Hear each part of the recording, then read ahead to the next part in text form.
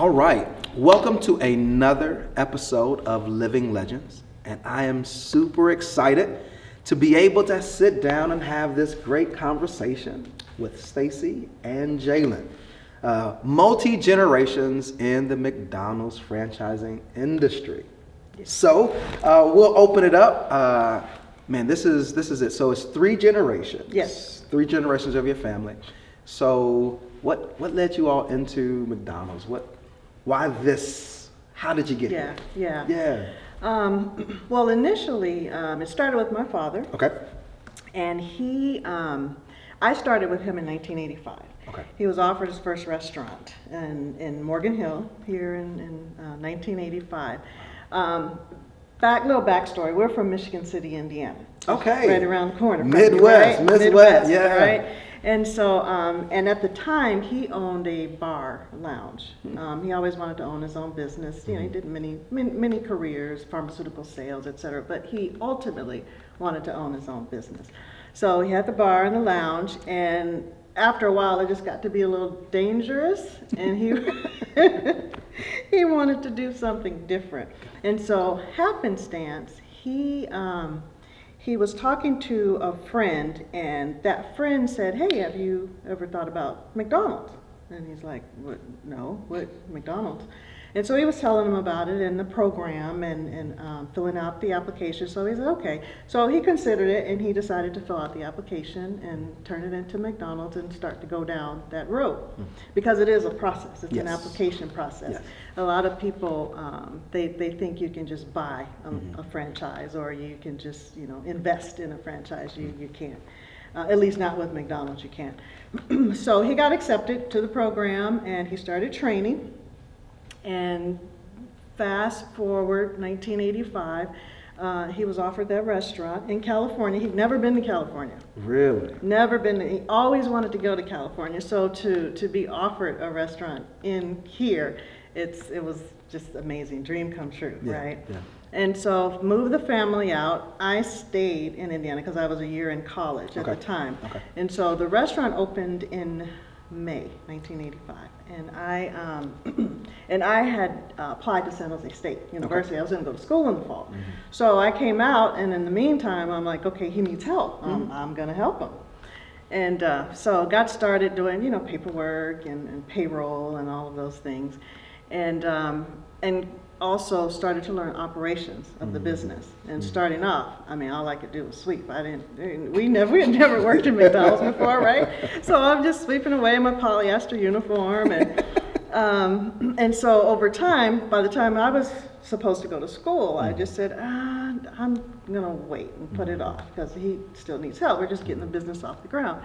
So so I kept training and learning operations, and within a couple of years, became a manager. I still had to go through the process, right? Yeah. Became a manager, supervisor, et cetera, et cetera.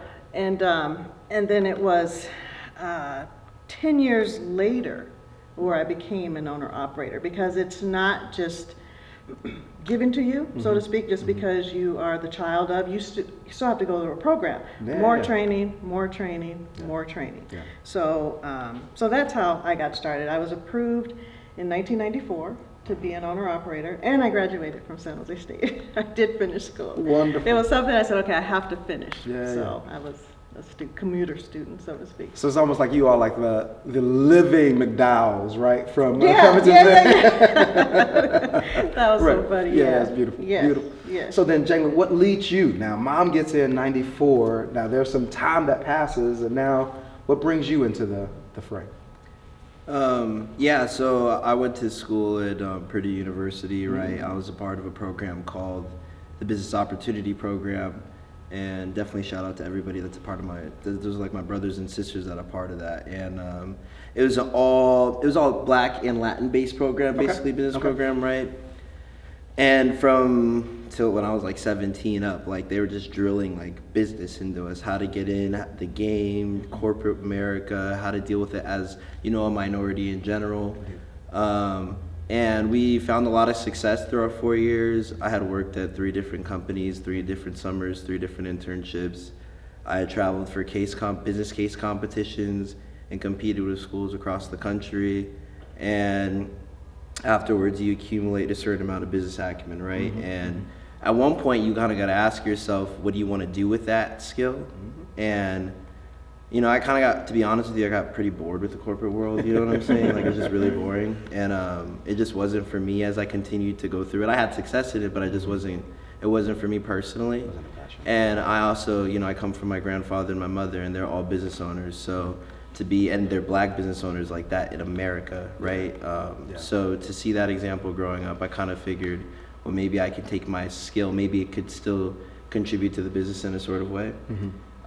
So after college, right after I graduated, I went straight to the restaurants and started working just to see, you know, you give yourself 90 days in anything to see if, you know, how you feel about it, right? And I definitely was passionate about the business from day one, so I just continued on, and then I think 3.5 years later, I was lucky enough to get approved. And like she says, I had to go through, I mean, I'd been in the restaurant since I was 7, so it's like a lot I've already seen, but you have to go through the process, and you have to prove that you can be a viable owner-operator in the system, right? So even the challenge of that also was more attractive than just working my way up a corporate ladder per se. So Yeah. Good luck with that. Baptized by the fire of McDonald's. Yeah. Well, I mean, and that speaks to something else. Like, I mean, like, what could you speak to, like, longevity? So you say 85 is kind of when you start, then 95, 94 is when, you know, you get your own. That's a Right. long time. Yeah. Especially in this age, people don't stay in stuff that long. No, not at all. So, like, what do you contribute to some of your success and longevity? I think for me, it was more so about commitment, consistency, and just dedication to my family. You know, when I started, I hadn't even really determined what I wanted to do with my life and career. And so I came and I just started working. I said, okay, I'll figure it out later, going to go to school. But I still never really, there wasn't anything that really grabbed me. Gotcha. And so it was just about this opportunity, and I just kept going and going and going, and here we are, you know, 35 years later, 36 years later. So I think that was the main thing.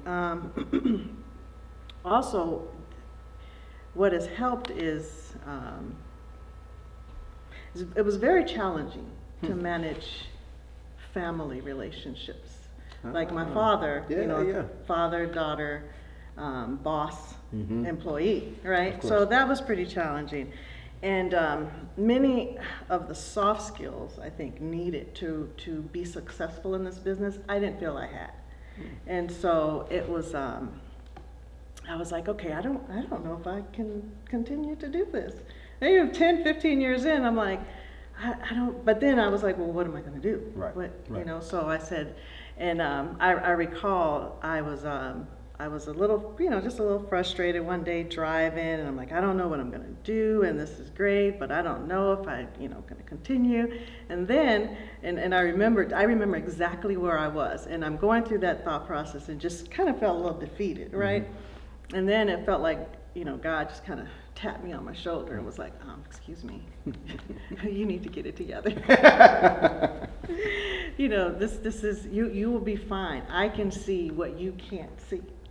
And so, and at that point and at that time, sure, challenges, everyone goes through that. But I didn't have that same attitude of, I can't do this, because I just felt like, okay, I can do the best I can at any given point in time. That's all that's required of us. And, you know, God will see the rest. Yeah, see us through. Right? Absolutely. And I'll push a little further, and this is really kind of go to both of you. So, can you think of like some of the challenges or stories about the challenges that you've experienced? I hadn't even thought about just the family dynamics that might come into place, right? Of course, in business, but what challenges have you faced?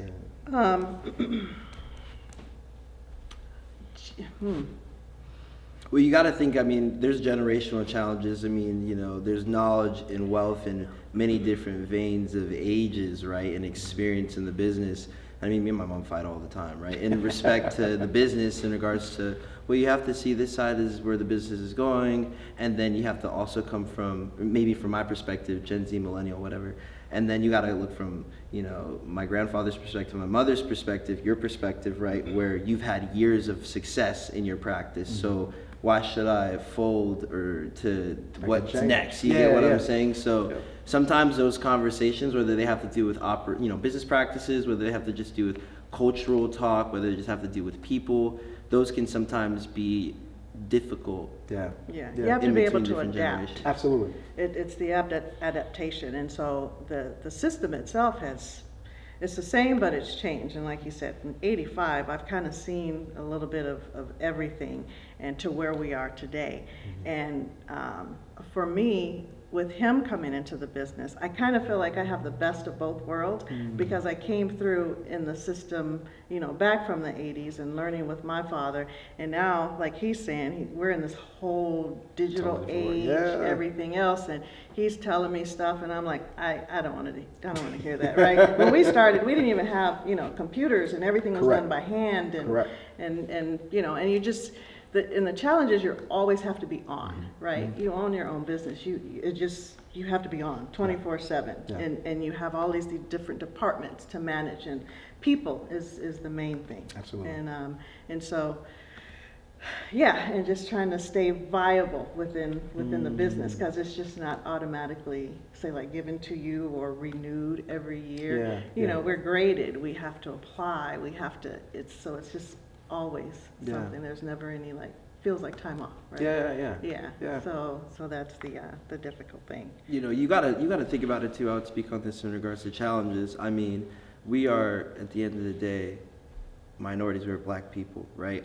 When we tried to build, they talk about Black Wall Street. In Tulsa, they tore it down, right?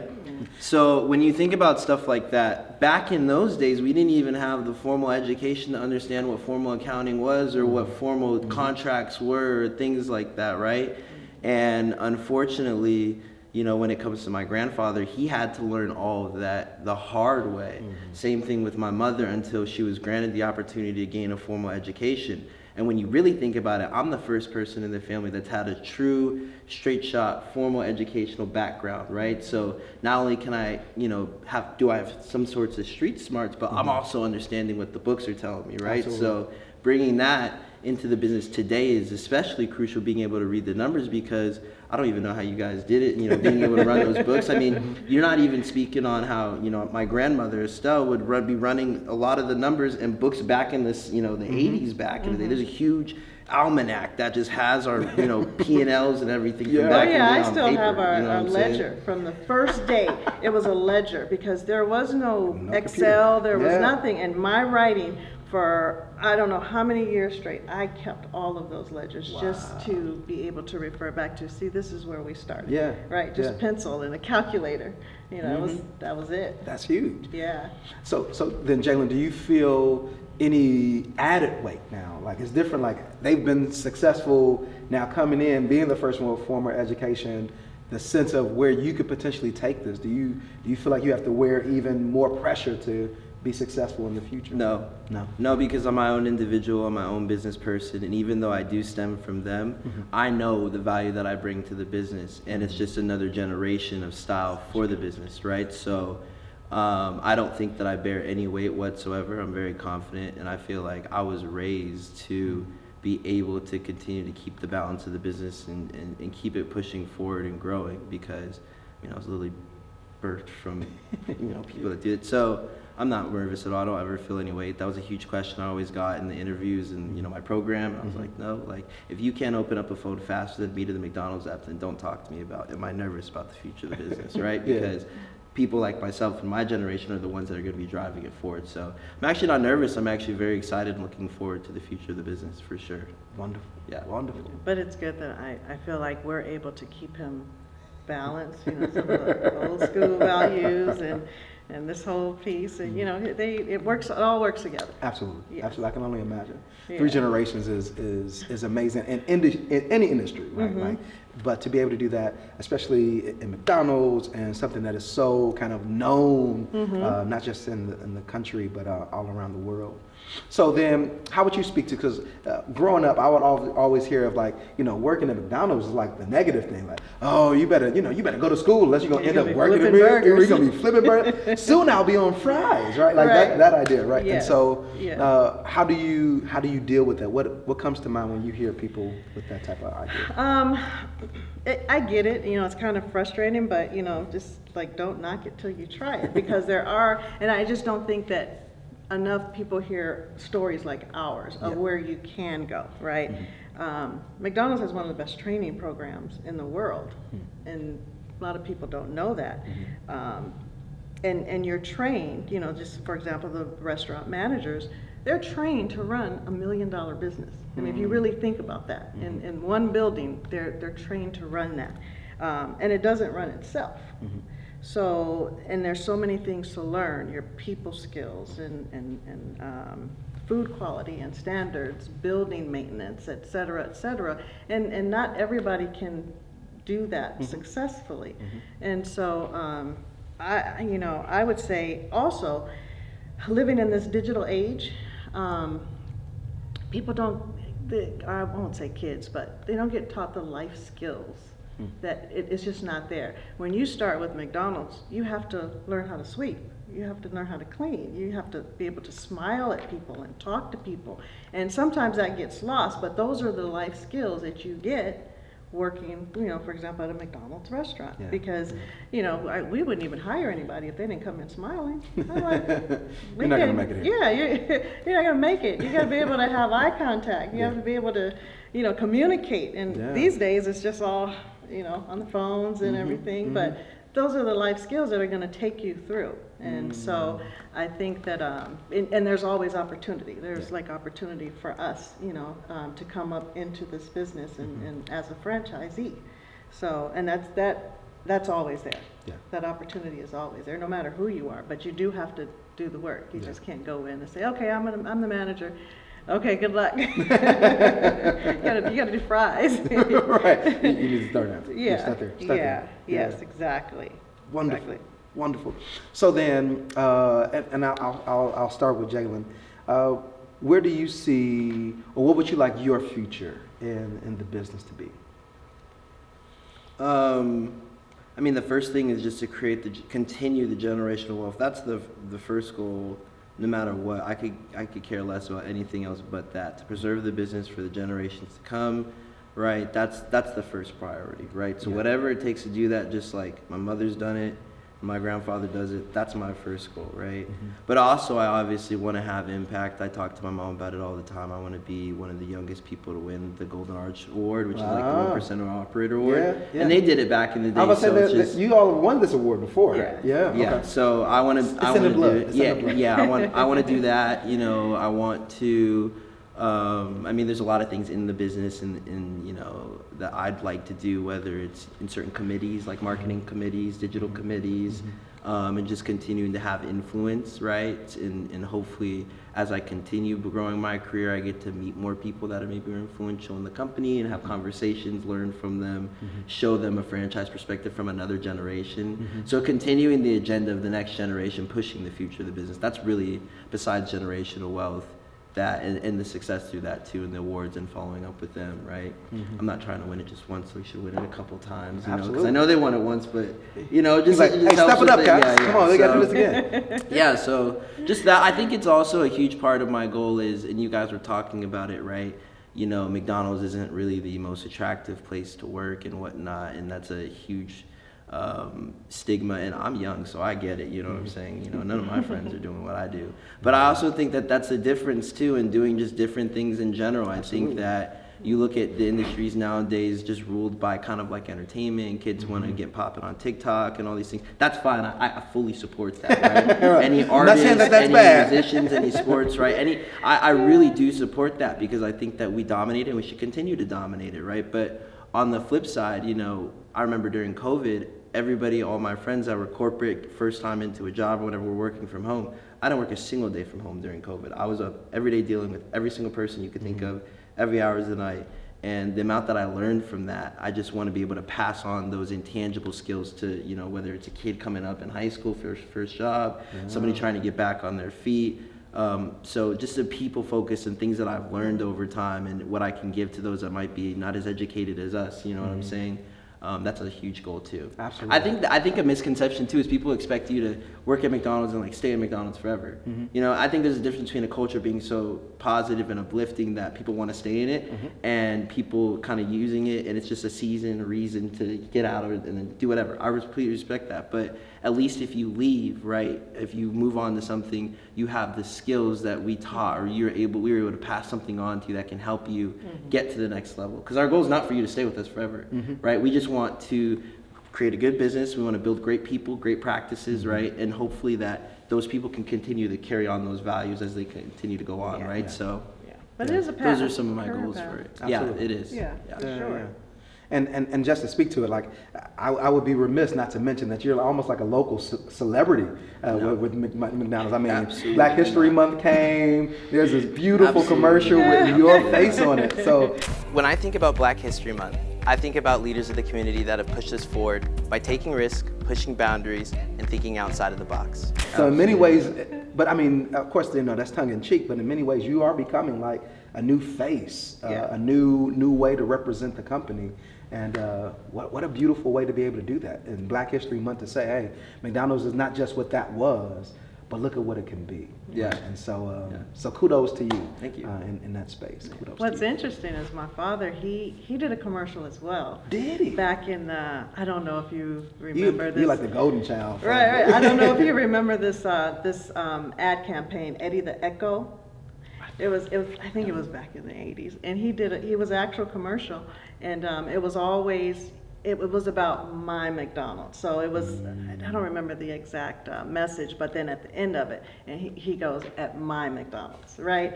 And then and so then I also did the Black History Month it ran for a few years. It wasn't as good as his because it's just a whole different, you know, it was just me saying a script or whatever. But Right. and so I thought it was interesting. I said, all three of us have done that. Wow. Yeah. So you really are like the 1% of the 1%, like as it relates to McDonald's franchise. Yeah. So then, and I know we haven't mentioned it, but like you also are in multiple cities within the Bay Area Yes. as it relates. So do you care to speak to what cities that you're connected with? Morgan Hill, those Morgan were Hill. our start, That's your start. right? Mhm. Morgan Hill, San Jose, and Milpitas. Wonderful. Yeah. Wonderful. Yeah, so. Listen, I'm down in Gilroy, so if there's any chance you guys want to come that way, listen, hey, just want to let you know, we need it. Lifetime supply for sure. Right, that's what we need. So I always, I feel like I always want to make sure that I put this in. So for you in this success, both of you, where's faith kind of played a role in your journey and your progress? For me, it's been everything because that's what I fall back on, just to keep going, just for the what's the word I'm looking for? I tend to overthink everything, and so I learned because again, God taps me on the shoulder every now and then, and be like, okay, you just be still. Yeah, just be still. And so I think that's been part of it, and just doing that, just doing what I do, and not overthinking everything. I overthink everything. And it kind of makes sense. I mean, you're a business owner, right? Yes. Like it's almost like you are incentivized to think about as many possibilities Yes. and issues as possible. Yeah. But even in doing that, you're like, there's still plenty more I can do. Yeah, exactly. Yeah. So. Yeah, for me, I feel like when I was going through the franchise program, I don't know any of it personally.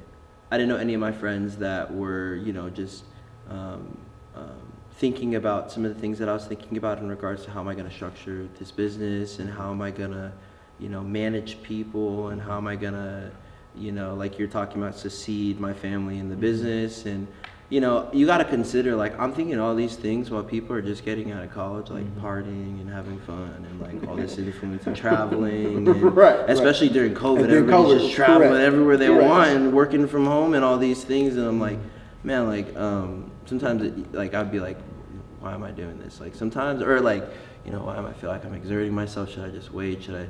But then, you know, you just think like, you know, I kind of get like you talked about, like the tap on the shoulder. There's like a higher calling for me. You know what I'm saying? So it kind of just keeps me in the game, you know, and allows me to carry on every day. Like I get up and kind of meditate in the morning and just kind of try to speak to that higher calling. And I just try that kind of just keeps me up, because sometimes, at least in how I feel, how old I am, like I'm just around, like in the business, there's so many older people, and I'm really the youngest one, and so, you know, I'm kind of like, man, like why do I exert myself? And it's like, no, because you're here for a reason. It's a higher calling, and something's calling on you. So that's what helps me continue. Yeah, I guess. Absolutely. Yeah. But we've been through it, as far as, you know, it's almost like my 20s. I don't totally remember my 20s because all I did was work.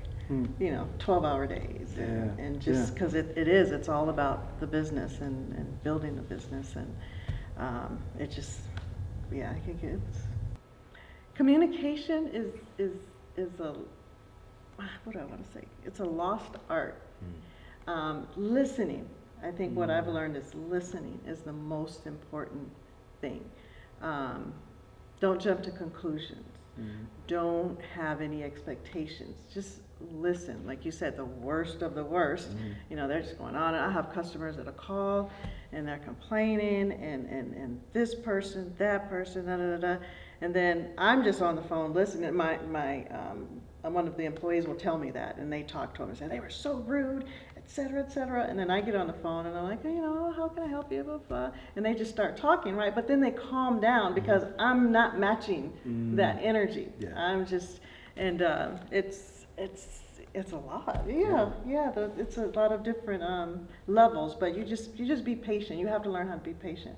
My husband, you know, like when he goes to a restaurant or somewhere, right, and he gets impatient, like if service is slow or whatever like that. And, you know, I'm just sitting there, or even with my dad, he's just sitting there, and my husband would think, well, don't you get upset? Well, don't you? I'm like, no, because in my mind, I'm thinking they're short-staffed, this is happening, that. So there's a lot of grace, right? Because now rudeness, that's a whole different story. No space for that. Yeah, there's no space for that. But everything else, so you just kind of learn. You just kind of learn. What about you? Yeah, I just continue to love people no matter like the type that I meet. Sometimes you just meet some people. Like I've been chased out of a building by homeless people. I was laughing because I'm just like, this is funny, right? Like, you know what I'm saying? Like you just meet, like, and you have that experience, and then you have, for example, the franchising president that all the people when we were at BMOA, the meeting, we're trying to talk to her, right?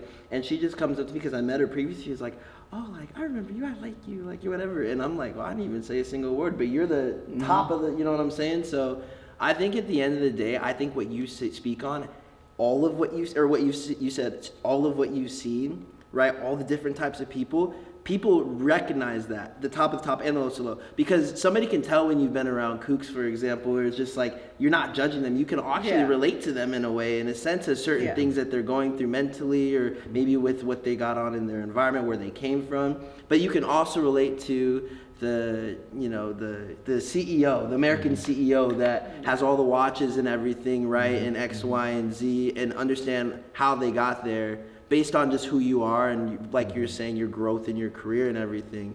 So being able to understand that when you're just kind of keep it at like a I don't know, I don't even try to keep it at any type of level. I just am who I am, and just I understand people in different perspectives and where they come from. I can understand the richest man, I can understand the poorest man, rich man, poor man. So it's like, that was the name of my dad. Yeah, so it's like literally you have to understand the dynamics of that. As you go through all those people, you learn it, and then you just kind of like speak to people as what they are, because you've most likely experienced it. What's intrigued to me is when I meet somebody I haven't experienced yet. You know what I'm saying? Where I'm like, oh, I haven't met somebody like this. Refreshing, you know what I'm saying? So it just gives you a humble perspective on the world, and just, you know, if you don't have any, like, if you have great emotional intelligence, how people are on one side and another side won't affect you. You know, you just speak to them. You listen, like you say, you become good listeners, and you actually learn something from somebody at the end of the day from every conversation. So, you know, I feel like I've approached through all of those different experiences, conversations now pretty just like listening and curious, like what you're gonna say. You know what I'm saying? And attentive to anybody that speaks to me. You know, so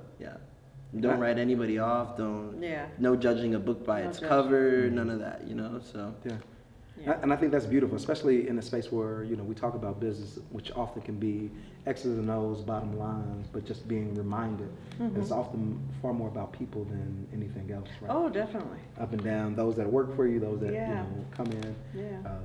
Yeah, You know, and I'm proud to say that we have people that have worked for us for over 20 years. Wow. Yeah, and I think it's a pretty testament to, how we treat Absolutely. people, and they're family. Yeah. All of our employees are our family, Yeah. and so they feel that way, and so it's very important how you treat people, because our employees, we're only as good as Yep. everyone As they show underneath up. us. Yeah. So it really bothers me when I hear about employers that are just mean or, Yeah, or that's, like, rude, the worst. or The just worst. they're just not. It's not about the people, Yeah. right? And Yeah. so I'm kind of proud of that. Hmm. Well, some of our employees that have been with us a long time, for example, we have a supervisor, and she's from Vietnam, and she, came over to this country when she was young, and didn't speak English, right? And so we purchased a restaurant that she was working in at one time. This was back in I think it was the 90s. And so she didn't speak English very well, and she was just, working register and everything. And my dad, he, noticed her and everything that she, was doing. And he says, I'm going to make you a manager. And she was like, well, no, I don't speak English very well. I can't. He says, that's okay. I'll work with you. It's okay. Well, what if I have to, answer customers or complain? I'll help you. I will take the call. So and she always tells that story, because it's like, you believed in me, and here she is, one of our top supervisors 20 years later. And some of our other employees that have started with McDonald's when they were young and grown up through the business. I've had past employees that have come back and said, I learned all of my skills that I needed today through McDonald's, because it taught me, how to work with people. It taught me, how to just interact and be patient, and you have to listen, and you have to learn to listen, you have to learn to communicate.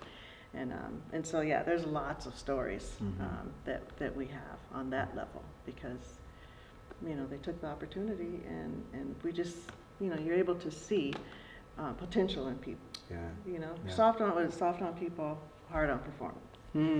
That's soft on people, hard Correct. on performance. Yes. Yeah. I love Exactly. Yes. Well, so culminating question then. So you're looking at, of course, you have a much longer time frame to kind of look. What would you, in thinking about your story, your successes, all that you've been, what would you like people to remember? I think that, I graduated from high school not knowing what I wanted to do with my life. And what That's I like wanted taboo to now. study. Like you need to have your whole life Yeah, planned you have out. to have it all planned out. And I'm over here like, okay, well, I just don't know yet. And so I'm proud that I, as a black woman, been able to stand on the shoulders of my father and continue his legacy. And then I was also able to create that's this absolutely. next legacy. Absolutely. And so, through faith, hard work, dedication to my family, I think I fulfilled that goal. Yeah. And just I want to be able to give back to, like Jalen said, to those that are still aspiring to do more at this stage of my career. We have people, or have communities that need help, that need mentoring, that need, and so whatever I can do to help to raise that next person up, Absolutely. that's what I want to do. Absolutely. Yeah. And that's huge. And I know even like when we first started talking about being on the Living Legends, it was almost like, that's not. Yeah. And I agree. I understand that. But it's just thinking about African Americans in America not being able to say they're multi-generations of success. There's nothing to hand down. Almost always starting from the beginning again. Like this is a this is an amazing anomaly, but also an amazing encouragement of what Black excellence can look like, what success can be, what the power of God surrounding us can look like. This is beauty in and of itself. Even though it seems like basic, it might be what other folks think like, oh, this is what everybody does. Right. But like it's really a possibility. And sometimes maybe in some of the most unlikely industries, right? Like so. I never thought about it. I did want to get a Chick-fil-A, but because their chicken is so good, I tried. I didn't make it. That's all right. I had to throw that out there. She was like this, you know, we got the fries. So yeah. So, Jalen, I'll post the same to you. Still early starting, but people walking away. What would you like them to remember about your story that might be inspirational for them?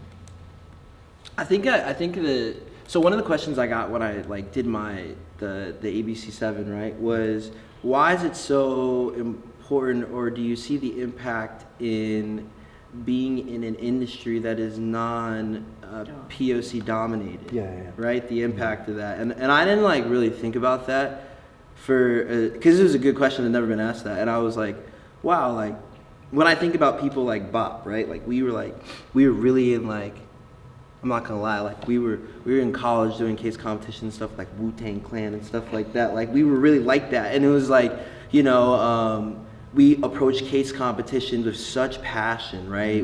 As if it was like a sport. You know what I'm saying? Same thing with you walk in the career fair, like I'm gonna get a job before I leave the building, type deal, where everybody else is gonna be searching in the middle of June and all of that, right? It was a real sport for us, right? And I think that, you know, as I am in kind of the franchise system, which is kind of alternative to kind of corporate and like, you know, business and stuff like that and practices, like I think I want to like show kids like, you know, listen, I get that, and especially like Black kids, like I get that we dominate in sports, I get that we dominate in entertainment, I get that that's where in a sense we almost feel like we only belong, right? Because we invented a lot of other things too in the past, right? Like and in my opinion, just like I want to show kids that like you can do things like technical practices, like a business practice, or like even like math and science and stuff, being a professor, stuff like that is still cool to do, you know. Absolutely. It might be misrepresented currently by, you know, America in general, what the country is right now, you know, get what I'm saying? But like I think that there's people like myself that exist that can make the movies like The Wolf of Wall Street look a little different, or like The Big Short's a little different. I think that there's characters that just have been undiscovered, and it's not just me. It's like I said, my whole group of people. So I'm hoping that I can bring the inspiration to kids, especially kids, just minorities, Black kids, that they don't have to go the route of sports. They don't have to go the route of entertainment. They don't have to go the route of even, you know, if they feel like they have to, technology and digital and social media and all of these influencing and things like it. Those are great. I support them 100%. My sister is an artist, right? So, but at the same time, I could see where business and stuff becomes unattractive because of the brand that of what we live in today. And I just want to be a deterrent to that. I want to be something different that kids can look back and be like, well, Jalen did it, so, and he's like a regular guy. He's just like a, you know, so I could probably do it. You know what I'm saying? So. I think that's the impact I want to leave on, especially young Black kids and young Black people, and that's just my whole. I think what I want to leave behind. Yeah. Got it. Thank you. Yeah. Thank you. Any amazing new menu items coming out that we should be aware of? Oh, the what was it? The strawberry shortcake McFlurry. Or something like strawberry that. McFlurry. It's like something like that that's coming out. There's an Oreo frap coming out for the summertime. If you're getting ready. Yeah. We'll let you know. Yeah. We'll send you the memo on what's happening and when. Absolutely. What's coming out. Yeah. Well, again, thank you both so much. I think, and our whole goal with the Living Legends series is to be able to tell stories. And let people see that there are so many other things that are happening, so many ways that we see God maneuvering in the world, and so many ways that we are changing the trajectory of people's lives. And so, thank you all so much for coming. Thank you. I appreciate it. Thank you for allowing us to tell our story. I hope that you enjoy. Please continue to let us know how you're taking these. There are so many stories to tell, and we're doing our best to tell them. Thanks so much. God bless.